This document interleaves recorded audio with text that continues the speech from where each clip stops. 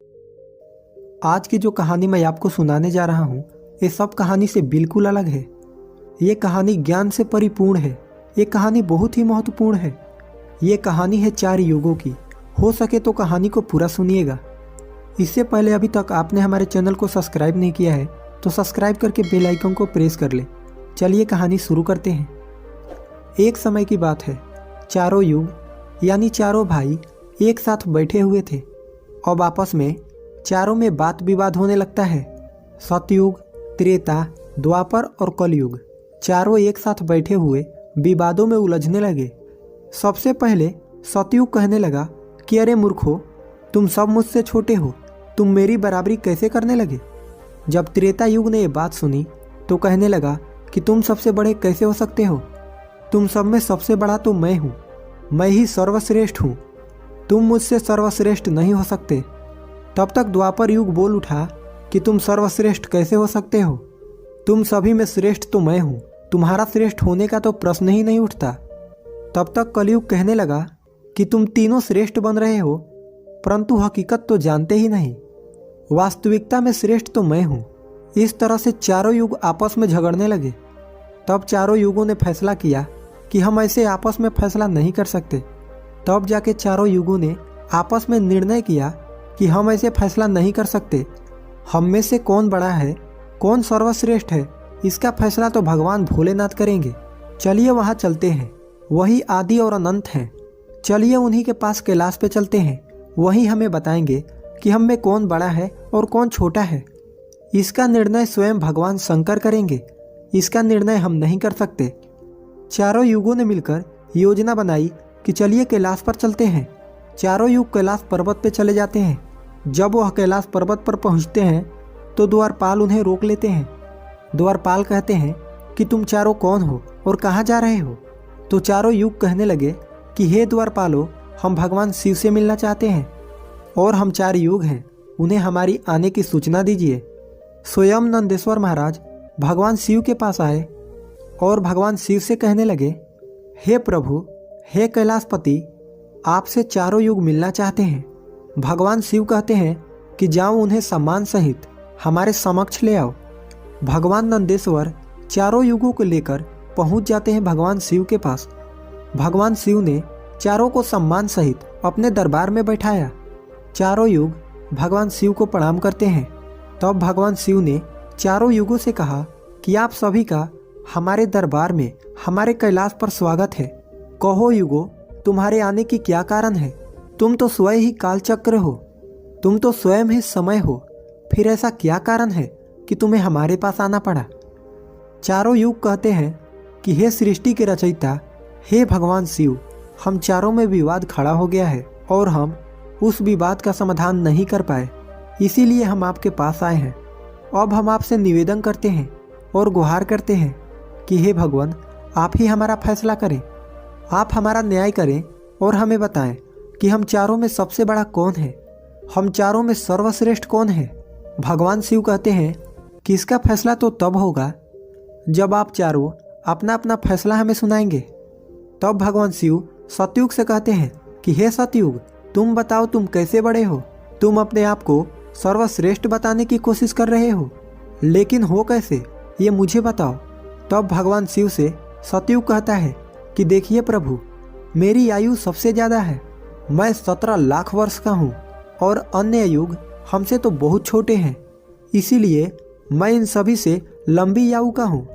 तब तक कलयुग बोल उठा, कहने लगा कि हे प्रभु, व्यक्ति कभी आयु से बड़ा नहीं होता, व्यक्ति तो गुणों से बड़ा होता है प्रभु, मैंने तो यही सुना है।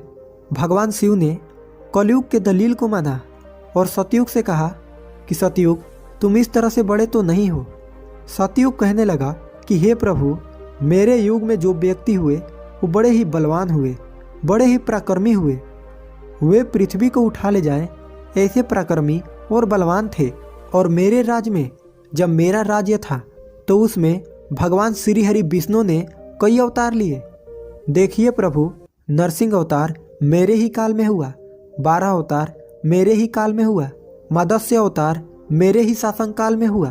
तब तक त्रेता युग बोल उठा कि नहीं प्रभु, क्या प्रभु श्री हरि विष्णु के अवतार होने से वो बड़े हो सकते हैं, तो प्रभु अवतार तो मर्यादा पुरुषोत्तम श्री राम का मेरे काल में भी हुआ था, जिन्होंने संसार को मर्यादा सिखाया। और बलवान की बात करते हो, कुंभकर्ण जैसे योद्धा, रावण जैसे योद्धा मेरे शासन काल में भी हुए। हे प्रभु, इस तरह से तो यह सतयुग बड़ा नहीं हो सकता, फिर इन सब में बड़ा तो मैं हूँ। जब ये बात द्वापर युग ने सुनी तो द्वापर युग कहने लगे कि हे प्रभु, ये दोनों बड़े बन रहे हैं, परंतु ये दोनों बड़े कैसे हो सकते हैं?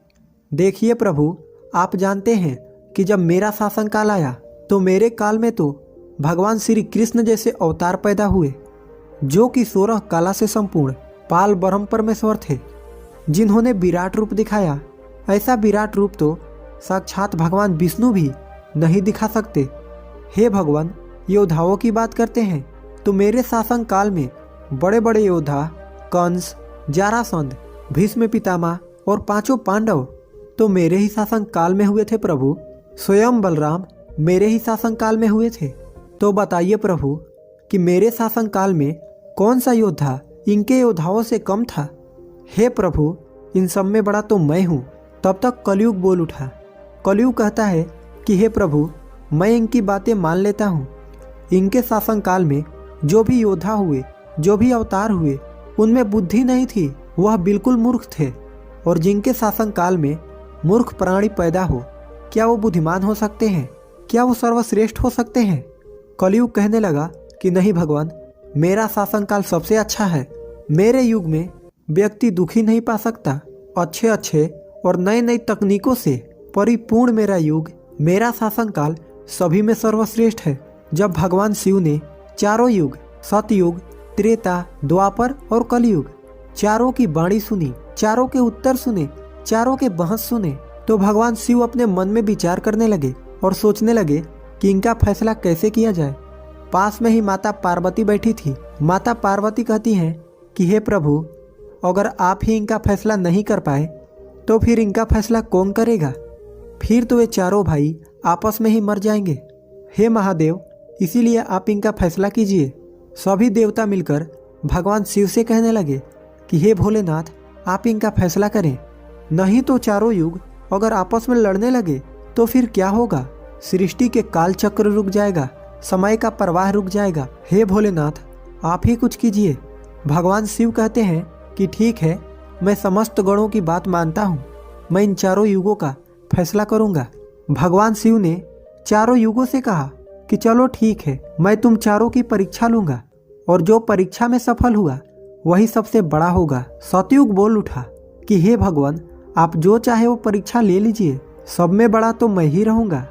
कलयुग कहता है कि हे प्रभु, हम भी परीक्षा देने के लिए तैयार हैं, आप तो बस परीक्षा लीजिए। चारों युग परीक्षा देने के लिए तैयार हो जाते हैं। भगवान शिव ने एक 100 टन वजन का एक परसा लिया, लोहे का परसा, और कैलाश पर्वत के नीचे एक तलहटी में रख दिया और उस परसा के पास में ही एक चावल का ढेर लगा दिया। भगवान शिव चारों युगों को बुलाया और कहा कि तुम चारों ये देख रहे हो, तुम्हारा परीक्षा अभी हो जाएगा। भगवान शिव सतयुग से कहते हैं कि सतयुग, मेरे 500 गण यहाँ बैठे हैं और इस परसा में रखे हुए चावल को बनाना है। इन चावलों को तुम्हारे युग का व्यक्ति ही बनाएगा और मेरे यहाँ जितने गण हैं वो सब भोजन करेंगे। भगवान शिव कहते हैं कि हे सतयुग, तुम तुम्हारे युग का व्यक्ति बनाओ और उसे भोजन बनाने के लिए भेज दो, और हम सभी लोग यहाँ खड़े होकर देख रहे हैं। जब भगवान शिव की बात सतयुग ने सुनी तो एक बहुत बड़ा बलवान योद्धा सतयुग ने बनाया और कह दिया कि जाओ बेटे, इस परसे में चावल बनाओ और बना करके भगवान शिव के इन सभी गणों को भोजन कराओ। अपने महाराज का आदेश सुन करके सतयुग का आदमी चलता है, वहाँ आकर के देखता है कि उस परसे का भार 100 टन से ऊपर है, हजारों मन से ऊपर का परसा है। वह तो सतयुग का व्यक्ति था, वो बड़ा ही बलवान था। उसने एक बहुत बड़ी भट्ठी खोदी। भट्ठी खोदने के बाद पेड़ों को तोड़ करके लाया और उसमें अग्नि जलाई। अग्नि जलाने के बाद परसे को एक हाथ से उठाया और उठा करके भट्ठी पे रख दिया और चावल उठाया और परसे में डाल दिया, पानी डाल दिया और चावल बना डाला। जब बहुत विशाल परसे में चावल बन गए तो उस व्यक्ति ने, जो सतयुग का था, समस्त गणों को बैठाया पत्तल दिया और चावलों से भोजन करा दिया। उसने अपना कार्य पूरा करके अपना मालिक सतयुग के पास आया और कहने लगा कि हे प्रभु, मैं जा रहा हूँ, अब मेरा काम हो गया है। भगवान शिव और अन्य लोग देख रहे थे। भगवान शिव त्रेता युग से कहते हैं कि हे त्रेता, अब तुम अपने युग के व्यक्ति को भेजो और ये परसा जो रखा हुआ है इसे मैं अपने माया से हटा देता हूँ और दूसरा इसी के समान परसा बना देता हूँ। अब तुम अपने युग के व्यक्ति से इस चावल को बनवाओ और मेरे 500 गणों को भोजन करवाओ। तो त्रेता युग ने कहा कि ठीक है प्रभु, जैसी आपकी आज्ञा। तो त्रेता युग ने भी अपना एक महान योद्धा कुंभकर्ण जैसा बलवान प्रकट किया और उसको आदेश दिया कि जो तलहटी में नीचे हजारों टन का परसा रखा हुआ है, इसमें हजारों मन पास में जो चावल रखा है उसे बनाना है, पकाना है और जब चावल पक कर के तैयार हो जाए तो इन 500 गणों को खाना खिलाना है। त्रेता युग का व्यक्ति भी बड़ा ही बलवान था। वह चलता है, उस परसे के पास आया, पास में ही एक भट्ठी खोदी और उस परसा को दोनों हाथों से ताकत लगाई और उठा करके भट्ठी पे रख दिया और परसे रखने के बाद अग्नि जलाई और अग्नि जलाकर उसमें चावल डाला, पानी डाला, चावल पक करके तैयार हो गए। उस त्रेता युग के व्यक्ति ने उस परसे से निकाला और निकाल करके जितने भी भगवान शिव के गण थे उन सबको खाना खिलाया और भोजन करने के बाद सभी गण वापस कैलाश पर्वत पे आ गए। भगवान शिव ने फिर अपनी शक्ति से उस परसे को समाप्त कर दिया। भगवान शिव अब द्वापर युग से कहते हैं कि द्वापर, ये दोनों युग अपनी अपनी परीक्षा दे चुके हैं, अब तुम्हारी बारी है। देखिए, इतना ही बड़ा परसा उस तलहटी में तुम्हें दिखाई दे रही है और हजारों मन चावल रखे हुए हैं और तुम्हें मेरे 1500 गणों को भोजन कराना है। द्वापर युग कहने लगा कि ठीक है प्रभु, आपकी जैसी इच्छा, मैं पूरा प्रयत्न करूंगा कि मेरे युग का जो व्यक्ति है आपके सभी गणों को खाना खिला सके। द्वापर युग ने भी एक भीम जैसे अवतार वाला बड़ा ही ताकतवर बलवान व्यक्ति को बना करके खड़ा कर डाला और उससे कहा कि जाइए, देखिए इस तलहटी में एक परसा रखा हुआ है, वहाँ रखे परसे में उस चावल को बनाना है और बनाकर इन सभी गणों को भोजन कराना है। वह व्यक्ति अपने प्रभु से कहता है कि ठीक है प्रभु, जैसी आपकी आज्ञा। द्वापर युग का व्यक्ति चलता है। उसने देखा कि परसा तो कुछ आकार में बड़ा है, उठाने में ताकत लगानी पड़ेगी, परंतु उसने भट्ठी खोदी और लकड़ियों की व्यवस्था की और उस परसे को दोनों हाथों से उठाया और उस परसे को अपनी पूरा दम लगाकर दोनों हाथों से उठाया, क्योंकि उसे सतयुग और त्रेता युग के व्यक्ति ही उठा सकते थे, तो उसे बहुत ताकत लगानी पड़ी। पूरी ताकत लगा के उसने उस परसे को उठाया और उठा करके जैसे तैसे खींच खाच कर उसे भट्ठी पे रख दिया। नीचे अग्नि लगाई, उसमें चावल डाल दिए और जब चावल पक गए तो वही तरीका उसने भगवान शिव की सभी गणों को भोजन कराया। खाना खिलाने के बाद वह द्वापर युग का व्यक्ति अपने मालिक के पास आता है और कहता है कि प्रभु, मैंने अपना काम कर दिया। द्वापर युग ने उसकी पीठ थपथपाई और कहा, शाबाश बेटे, अब तुम जा सकते हो। अब भगवान शिव कहते हैं कि हे कलयुग, अब तुम्हारा बारी है। परसा तुम देख रहे हो, उसका वजन कम नहीं होगा, उसका वजन उतना ही रहेगा, हजारों टन। लेकिन अब तुम्हें परीक्षा देनी है। तुम मानने को तैयार नहीं थे कि तुम सबसे छोटे हो, लेकिन तुमने तो माना नहीं। तुम्हारे आदमी की आयु भी मात्र 100 वर्ष है, जबकि अन्य युगों की आयु सबसे अधिक होती है। सतयुग की आयु 1,00,000 वर्ष होता है, त्रेता युग में 10,000 वर्ष होती थी और द्वापर युग में 1,000 वर्ष होती थी। और हे कलयुग, तुम्हारे शासन काल में तो मात्र 100 वर्ष ही हैं और तुम्हारा आदमी भी छोटा है। जब भगवान शिव की बातें कलयुग ने सुनी तो कलयुग कहता है कि प्रभु ठीक है, मैं आपका बात मानता हूँ, लेकिन आप पहले ही मुझे इस तरीके से हताश मत कीजिए प्रभु। आप तो एक न्यायकर्ता हैं, आप तो एक जज हैं। सबको मौका दिया जाए परीक्षा के लिए, आप मुझे भी परीक्षा देने का मौका दीजिए। हम भी परीक्षा देकर देखेंगे, यदि हमसे नहीं हो पाया तब जाके हम मानेंगे। भगवान शिव कहते हैं ठीक है, तुम अपना आदमी बुला लो। फिर भगवान शिव कहते हैं कि ये प्रसाद देख रहे हो, हजारों टन का है, वहाँ चावल रखा है। ये हजारों किलो टन का परसा है और इसमें इतने सारे चावल रखे हुए हैं, तुम्हारा व्यक्ति क्या करेगा? कलयुग कहता है कि ठीक है प्रभु, आप मेरा तमाशा तो देखिए। तीनों युग हंसने लगे। भगवान शिव भी उसकी बातों को सुनकर अचंभित थे। भगवान शिव सोच रहे थे कि क्या कलयुग का व्यक्ति इतने हजारों किलो टन का परसे को उठा पाएगा। कलयुग ने बड़ा ही बुद्धिमान व्यक्ति को पैदा किया। बड़ा ही तीव्र व्यक्ति था, बहुत ज़्यादा सोचने वाला व्यक्ति था।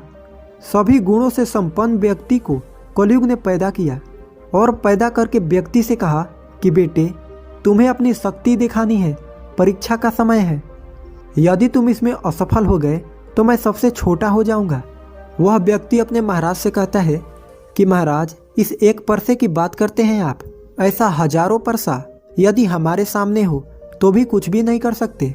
जब उस व्यक्ति की बात तीनों युगों ने सुना तो वह हंसने लगे। कह रहे थे कि यह छोटा सा व्यक्ति जिसकी लंबाई मात्र 3 हाथ, ये क्या करेगा, जबकि हमारे युगों की लंबाई तो बहुत हुआ करती थी। ये बात तो बिल्कुल सच है। सतयुग के लोगों की लंबाई 21 हाथ थी और त्रेता युग के व्यक्ति की लंबाई स्वयं के 14 हाथ थी और द्वापर युग के व्यक्ति की लंबाई स्वयं के 7 हाथ थी और कलयुग के व्यक्ति की लंबाई स्वयं के 3.5 हाथ होती हैं। तीनों युग बड़ी जोर जोर से हंस रहे थे। कलयुग कहता है कि आप बस देखते रहिए, मैंने अपने लड़के को भेज दिया है। कलयुग का आदेश पा करके वह कलयुग का व्यक्ति, तीव्र बुद्धि वाला व्यक्ति, उस तलहेटी में आया। तलहेटी में आकर के उसने देखा कि परसा का वजन तो बड़ा ही विशाल है, मैं इसे उठा नहीं पाऊंगा। तो उस व्यक्ति ने दिमाग लगाया, उस परसे के नीचे मिट्टी खोदना शुरू कर दिया। परसा तो उसने हिलाया भी नहीं और उसके नीचे भट्ठी खोदकर तैयार कर दिया। लकड़ियों की व्यवस्था करने में उसे तो थोड़ा सा भी समय नहीं लगा, क्योंकि लकड़ियां वहीं रखी हुई थी। उसने उन लकड़ियों को उठा लिया और उस भट्ठी में आग जला दी। परसे में चावल डाला, पानी डाला और बस कुछ ही समय में चावल पक करके तैयार हो गए। वह कलयुग का व्यक्ति कितना दिमाग वाला था, उसने कुछ भी नहीं किया। परसे के नीचे भट्ठी खोद दी और उसमें आग जला दी, चावल को डाल दिया और चावल में पानी डाला और चावल पक भी गया। जब चावल पक गए तो भगवान शिव के गणों को एक कतार में बैठा दिया। उन गणों से कहा कि आप मेरा साथ दें और इन चावलों को आपस में परोस दीजिए। भगवान शिव के 4 विशाल गण चलते हैं और उन चावलों को बाल्टियों में भर भर के सभी गणों को परोस दिया। तब कलयुग कहता है कि अब आप सब भोजन कर सकते हैं। भगवान शिव के सभी गण खुशी खुशी भोजन करते हैं। कलयुग का मनुष्य उन 4 शेष बचे गणों को भी भोजन कराया।